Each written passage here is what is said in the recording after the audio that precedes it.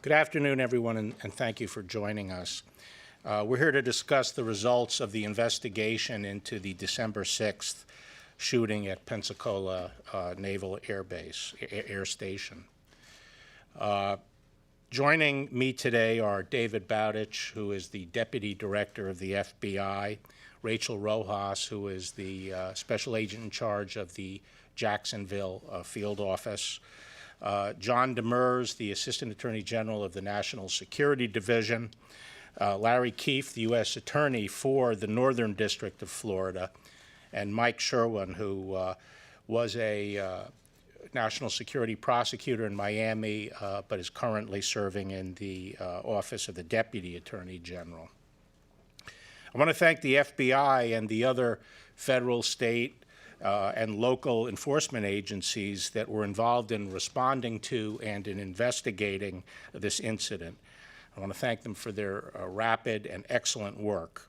Many people worked long hours through the holidays, and I'm grateful for their diligence and their commitment in seeing it through.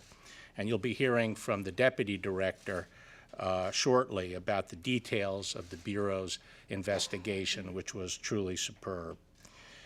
In considering this case, we have to remember that there are thousands of Allied pilots and other military personnel who receive training on military bases throughout the United States. These military partnerships are critically important to our country. The Royal Saudi Air Force, which flies American-made aircraft, is an important military partner and has long had a training relationship with the United States. On December 6, Second Lieutenant Mohammed Saeed al-Shamrani,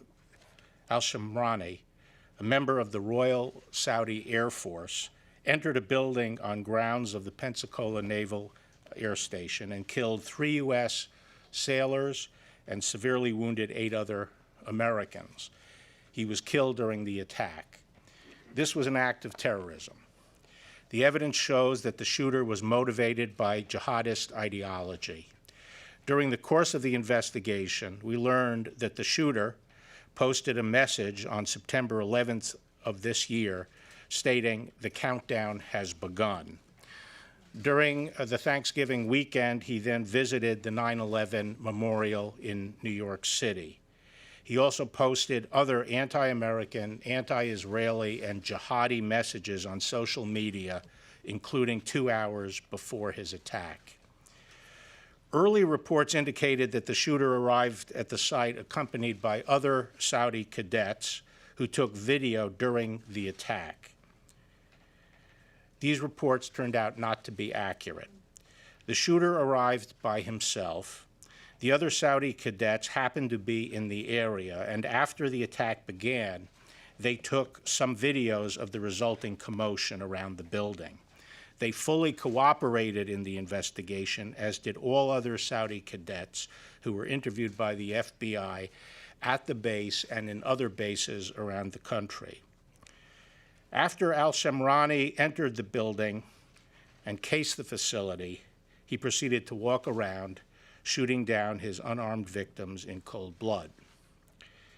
During and after this heinous attack, there were many specific acts of courage, and I want to draw special attention to 2 U.S. Marines, Gunnery Sergeant Ryan Mazel and Staff Sergeant Samuel Mullins. They were outside the building when they heard the gunfire, and although unarmed, they ran into the building to confront the shooter. Their only weapon was a fire extinguisher that they pulled off the wall as they ran toward the gunfire. Although they were unable to engage the shooter, they helped save many lives by giving CPR and other urgent medical aid to the victims. I would also like to mention the heroic acts of Navy Airman Ryan Blackwell. The shooter shot Airman Blackwell 5 times, yet he managed to jump on top of a fellow sailor to keep her from being shot, and then assisted other students and helped them escape, all while taking fire from the shooter. Ryan Blackwell's heroic acts saved countless lives that day. And we're grateful for the bravery of the base personnel and the local law enforcement responders who initially arrived at the scene and engaged the shooter. I would also like to address the cooperation of the Kingdom of Saudi Arabia. The Kingdom of Saudi Arabia gave complete and total support to our counter-terrorism investigation. They ordered all Saudi trainees to fully cooperate. This assistance was critical to helping the FBI determine whether anyone assisted the shooter in these attacks. While there is no evidence of assistance or pre-knowledge of the attack by other members of the Saudi military or any other foreign nationals who were training in the United States, we did learn of derogatory material possessed by 21 members of the Saudi military who were training in the United States. 17 had social media containing some jihadi or anti-American content. However, there was no evidence of any affiliation or involvement with any terrorist activity or group. 15 individuals, including some of the 17 I just mentioned, so there is overlap, had some kind of contact with child pornography. While one of these individuals had a significant number of such images, all the rest had one or two images, in most cases posted in a chat room by some other person or received over social media. The relevant U.S. attorneys' offices independently reviewed each of the 21 cases involving derogatory information and determined that none of them would, in the normal course, result in federal prosecution. However, the Kingdom of Saudi Arabia determined that this material demonstrated conduct unbecoming an officer in the Royal Saudi Air Force and in the Royal Navy, and the 21 cadets have been disenrolled from their training curriculum in the U.S. military and will be returning to Saudi Arabia later today. The Kingdom has assured me that it will review each of these cases under their code of military justice and their criminal code. The Kingdom has also agreed that we will have full access to anyone we want to interview in Saudi Arabia and any documents relevant to our investigation. Indeed, they have already been providing documents. Further, the Kingdom has assured us that if we later decide to charge any of those being sent back to Saudi Arabia in connection with this counterterrorism investigation, they will be returned for trial. We appreciate the Kingdom's cooperation in this case. Finally, I want to address an issue regarding the shooter's phones. The shooter possessed 2 Apple iPhones, seen here on the posters. Within one day of the shooting, the FBI sought and received court authorization, based on probable cause, to search both phones in an effort to run down all leads and figure out with whom the shooter had been communicating. During the gunfight with the first responders, the shooter disengaged long enough to place one of his phones on the floor and shoot a single round into the device. It also appears the other phone was damaged. Our experts at the FBI crime lab were able to fix both damaged phones so that they are operational. However, both phones are engineered to make it virtually impossible to unlock without the password. It is very important for us to know with whom and about what the shooter was communicating before he died. We have asked Apple for their help in unlocking the shooter's phones. So far, Apple has not given any substantive assistance. This situation perfectly illustrates why it is critical that the public be able to get access to digital evidence once it has obtained a court order based on probable cause. We call on Apple and other technology companies to help us find a solution so that we can better protect the lives of American people and prevent future attacks. With that, I will turn things over to the Deputy Director of the FBI, Dave Bowditch. Thank you, sir. Good afternoon, everyone. I'd like to offer a brief overview of our investigation into this particular attack. As you can imagine, this has been a large and incredibly complex investigation. with dozens of investigative entities being involved. Let me start by what we've done so far. Since the beginning of this investigation, the FBI and our partners have been united in one goal: to determine if the shooter acted alone or if anyone helped him. To explain the scope of the investigation, so far we've interviewed more than 500 people, with witnesses, base personnel, and the shooter's friends, classmates, and associates. Even today, we continue to run down any new leads in an effort to find as many answers as possible for the victims and their families. For more than a month now, this has been an around-the-clock investigation. As the Attorney General mentioned, this occurred on December 6th.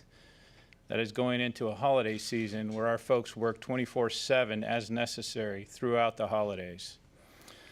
This investigation involved hundreds of special agents from the FBI, intelligence analysts, and professional experts from around the country, in addition to our counterparts, which I will talk to you about in just a minute. We've employed dozens of surveillance teams and executed, served, or obtained numerous search warrants, subpoenas, court orders, and emergency disclosure requests. We've also collected more than 42 terabytes of data, digital media, in an effort to exploit that data, and the effort to exploit that data continues to this day. While we're still searching for more information, so far we have not identified any co-conspirators, any evidence that the shooter acted with anyone else, or that he was inspired by any one specific group. Social media attributed to the shooter suggests that he harbored anti-U.S. military and anti-Israel sentiments, and that he thought violence was necessary to defend Muslim countries.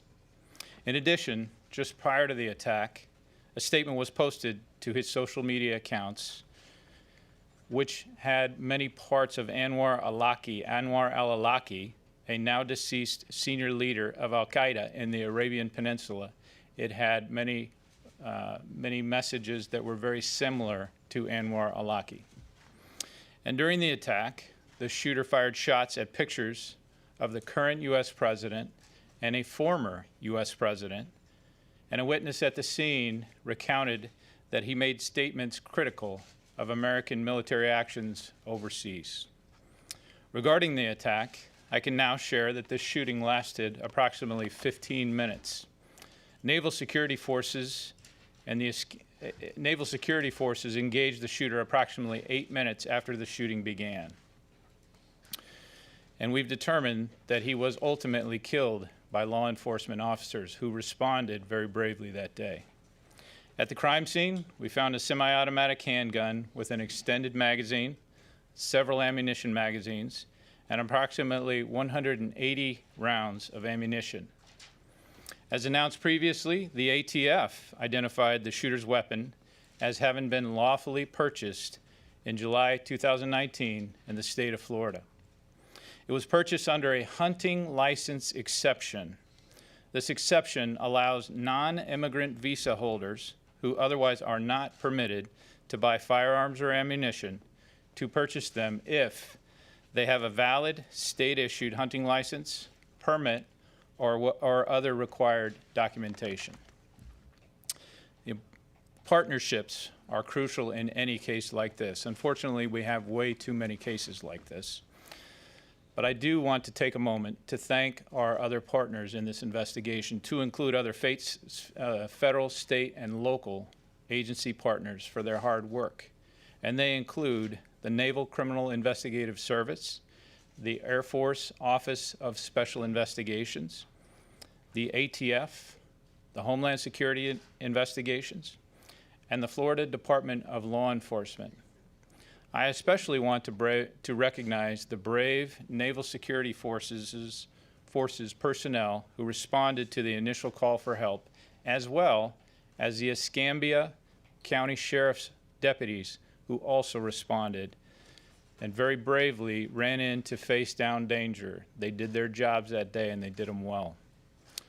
Those heroes saved lives that day. We do believe that very firmly. And 3 of them paid a price for it. 3 of them were wounded that day. All 3 are recovering. but they paid a price for it that day. I'm also grateful to our FBI Jacksonville field office and its personnel, and a host of supporting FBI headquarters personnel and resources from other field office. As you can imagine, when you have a significant crisis investigation like this, we will surge resources from throughout the country, and this case was no different. Finally, I want to echo the Attorney General's point about the challenge that law enforcement faces from default user-controlled encryption. The FBI continues to work with our private sector partners to find the right solution for accessing the digital evidence we need to stop criminals and terrorists alike. We're not trying to weaken encryption, to be clear, and after all, data security is a central part of our mission. But even with a court order, to date, we cannot access the contents of the 2 phones that the Attorney General referenced previously in this investigation, and countless devices in other investigations. We want to work together with the private sector companies so that we can lawfully access the evidence and information we need to keep our country and its citizens safe. This is not a problem that only the federal government has. This is a problem that affects our state and local partners, as well as many of our international partners, and we talk about this on a daily basis. We need to continue to work together between public and private sector to find a solution to this very challenging problem. Thank you. Take some questions now. Mike. Mr. Attorney General, can you explain why none of the other students are facing federal charges if you've identified them possessing child pornography or sharing jihadist ideologies? You mean none of the other, of the 21 that we're talking about? Well, as far as the ideological social media, it was not enough to trigger a violation of the federal statute, and the other cases were reviewed by the U.S. Attorney's Office under the standards they would use for anybody else, and they were not sufficient to trigger a federal prosecution. If I could just follow up there. Yeah. Have you identified a purpose for the trip to New York, or do you believe that he may have been scouting other locations for another possible attack? Yes. Good. Dave or yeah. We have not. What I will tell you is there were other Saudi students throughout the country. It is not unusual for them to travel. We did extensively vet the places they went, and this was not an unusual activity. Sadie? I have 2 questions. One is on topic, and maybe you can answer this, but I was wondering if the FBI had ever been called to the base previously for an investigation into extremism, or that there had been reports of any other sort of terrorist behavior or jihadi behavior previously to the shooting. No, the FBI in Jacksonville has not been called to the Navy base for any of those extremist views or anything like that. Okay. My second question, shifting gears a little bit. On Friday, the FBI director had told the FISA court some changes in the way agents are going to seek FISA warrants going forward. Has the Justice Department proposed any other changes to the way that the FBI should open counterintelligence investigations of political campaigns, or can you talk to us about anything you're considering in that front? Well, we're considering, a number of additional things. Chris Ray and I have discussed a number of possibilities. One of the things that we have agreed on is that the opening of a counterintelligence investigation of a presidential campaign would be something that the director of the FBI would have to sign off on, and the Attorney General would have to sign off on.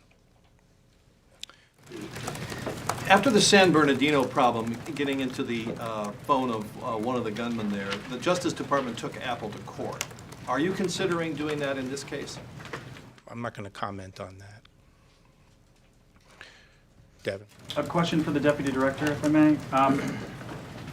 Were the FBI's technical experts on cell phones consulted in the letter that was sent to Apple, and did they agree with sending that letter to Apple? I don't know everyone who put eyes on that, but yes, the General Counsel would have involved them as a matter of course. And they agreed? I don't know the answer. Evan? On the issue of the strike in Iraq, on the Iranian general, the White House has told us that the Justice Department was consulted before the decision was made to do this. Can you explain to people in Congress, including conservatives, who have questions about whether or not this was a constitutional strike, given the fact that the Constitution gives Congress the right to declare war? And in this case, obviously, this is an act of war, and they were not consulted. Well, the Department of Justice was consulted, and frankly, I don't think it was a close call. I believe that the president clearly had the authority to act as he did on numerous different bases. We had a situation where the Iranians had already embarked on a series of escalating violent action taken against our allies, taken against the American people, our troops, with the avowed purpose of driving us out of the Middle East. They had attacked shipping in the Straits of Hormuz. They had attacked oil fields in Saudi Arabia. They had attacked U.S. bases. They had attacked our embassy. They had killed Americans. These ongoing attacks were being planned and orchestrated by Soleimani. Our ability to deter attacks had obviously broken down. The Iranians had been given a number of red lines and were crossing those lines. They obviously felt that they could attack us and continue these escalating attacks with impunity. The general in charge of these efforts, Soleimani, was clearly a legitimate military target, and we had a brief window of time to carry out the attack when he arrived in Baghdad to plan and orchestrate follow-up attacks on American interests and American people, personnel.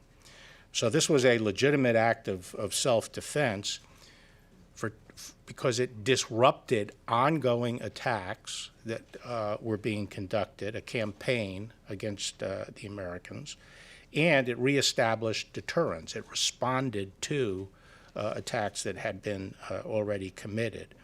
Our purpose and our expectation was not to trigger a broader conflict or that events would spin out of control. On the contrary, we believed that the strike would restore deterrence and help avoid a continuing upward spiral of the violence.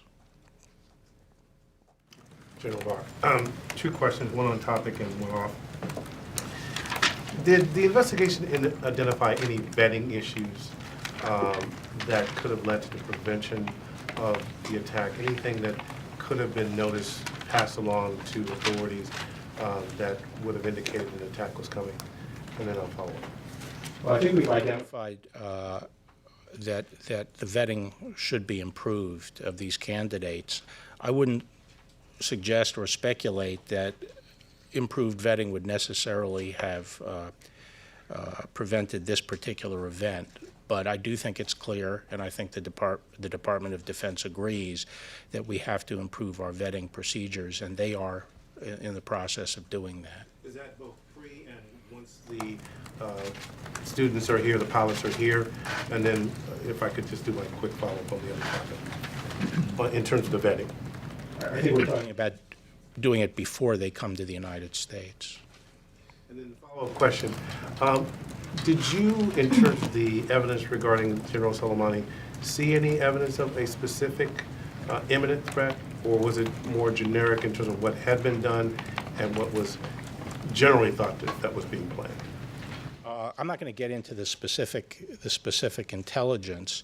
I believe there was intelligence of imminent attack, but I do believe that this concept of imminence is something of a red herring. I think when you're dealing with a situation where you already have attacks underway, you know there is a campaign that involves repeated attacks on American targets. I don't think there's a requirement, frankly, for knowing the exact time and place of the next attack, and that certainly was the position of the Obama administration when it droned leaders of terrorist organizations.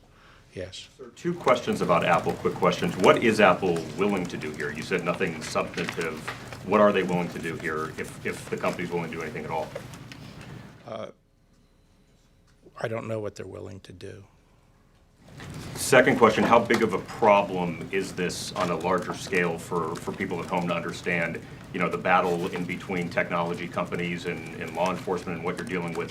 Is this something you've seen a lot or some of your associates have been dealing with for a long time? Yes. Seems like. We're seeing an increasing number of these cases, and it involves not only data at rest, that is, data stored in devices, as is the case here, but also data in motion, that is, intercepted communications that we're unable to decrypt.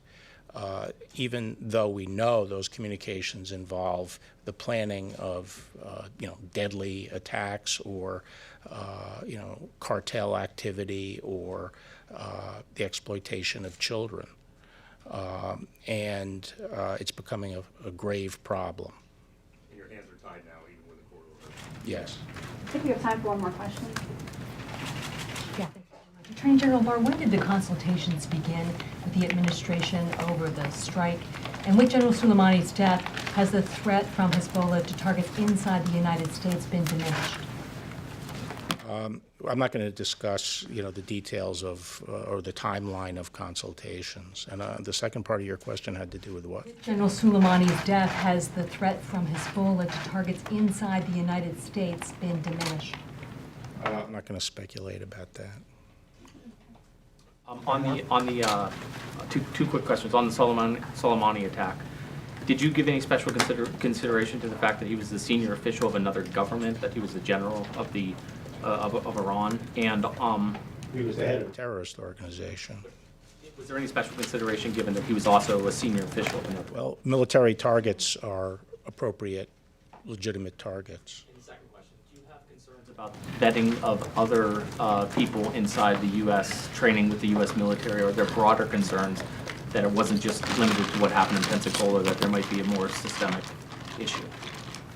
I don't think there's any indication of that, but I'm sure that when the Department of Defense considers its vetting process, that'll probably have implications beyond the kingdom. Okay. The FBI has exhausted all of its efforts, everything available, including private companies, to try to get into these phones. They've done everything they can and are now just dependent upon Apple. Is that what you guys are saying? Yes. But I would also hasten to add that we don't want to get into a world where, we have to spend months and even years exhausting efforts when lives are in the balance. We should be able to get in once we have a warrant that establishes that criminal activity is probably underway. Thank you very much. Thank you.